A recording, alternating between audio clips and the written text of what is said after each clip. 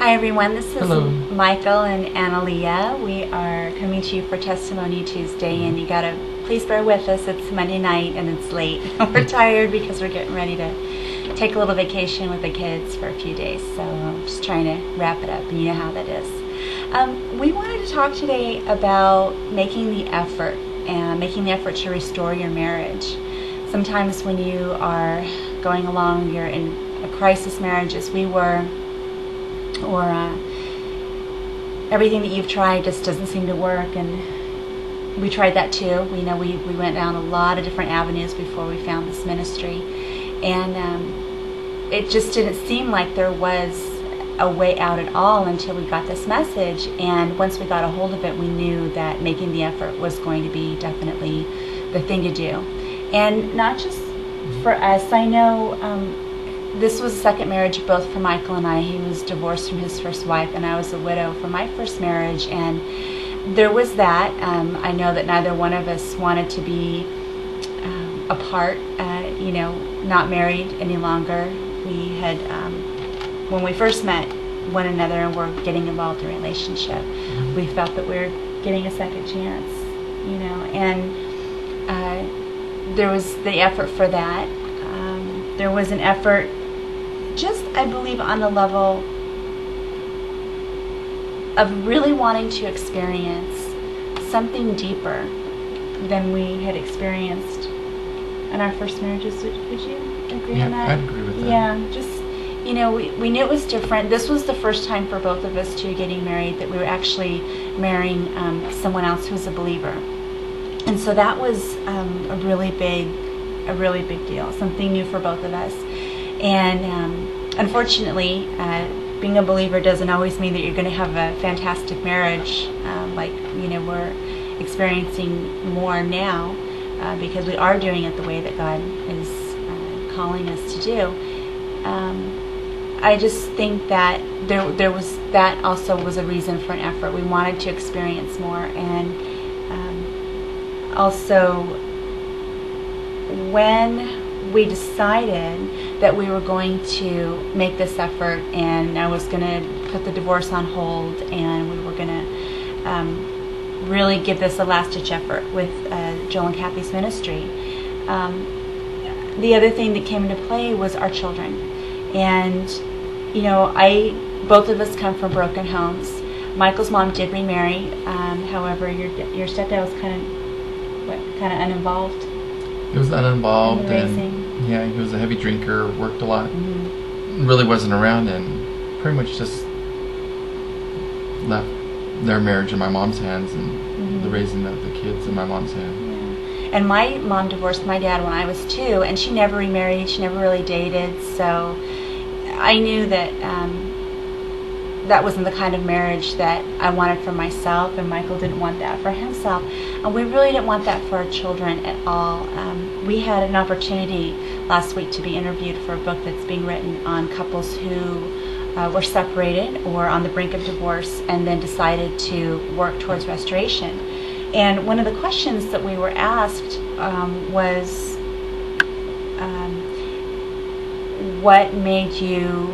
what was one of the things that made you decide to be restored? And I just kind of said, I think there's times where you have to just kind of put your, draw your boundary, and you say, you know what, no more of this. And Michael and I knew that in our crisis we had caused definite insecurity in our home for the children. And Michael's children had already been through divorce with their mom and Michael, and then my boys, even though they were very little when it happened, had already experienced the loss of a father through death. And we didn't want that for them anymore. And not only did we not want them to be in an unstable and insecure environment, we wanted them to begin to experience what marriage can look like when it's done God's way, and what a loving and happy marriage can look like, what a husband and wife who love each other genuinely and serve each other, and that are affectionate with one another, in front of the kids and with the kids, and who help each other and lift one another up in front of the kids. We never saw that. And chances are you probably didn't see that much either. I mean, do you ever remember your stepdad like complimenting your mom and loving your mom? And rarely, yeah. And then your first dad, maybe after dinner. After dinner on the weekends, yeah, after the paycheck hit, right? And your first dad was a very abusive man, Michael's father, and my own father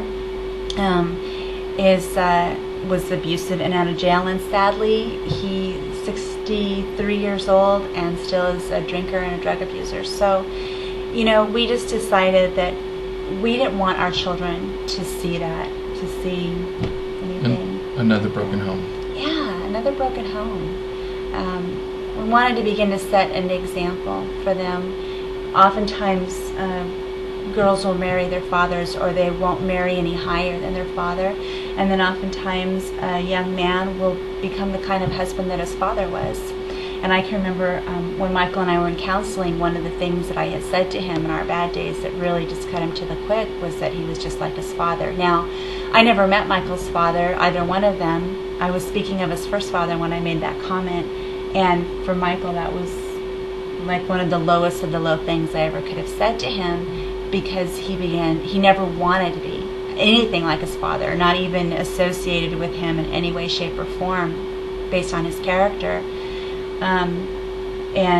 When Michael saw that there were some similarities, that really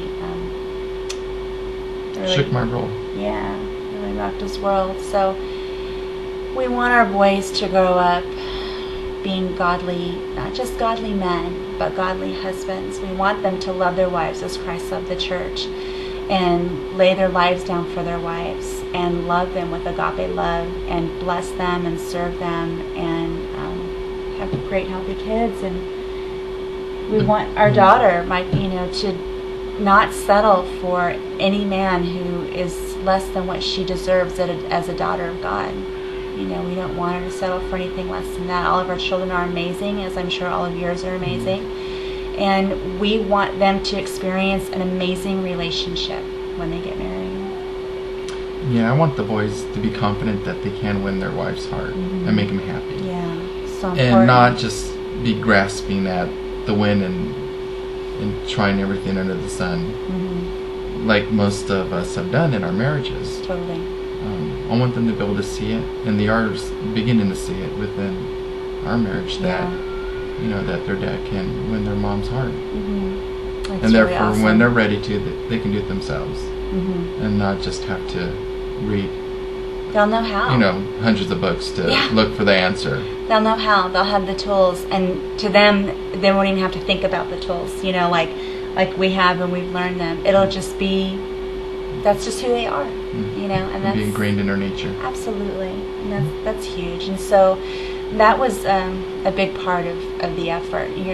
Our kids do matter, and we're being blessed by it, seeing them thrive, and they're being blessed by it as well, seeing a mom and dad who genuinely love and care for each other, and don't try to mask it with tense smiles or being away from each other, what have you. So that's why it was worth the effort for us. I hope that's worth the effort for you as well. Thank you so much for listening in. We'll see you next week. Have a fabulous week ahead and weekend. And don't forget to check out our blog at yourmarriagerestored.com. And we have plenty of really fantastic resources from this ministry at yourmarriagerestored.info. Thanks so much, and have a blessed week. Bye-bye. Bye-bye.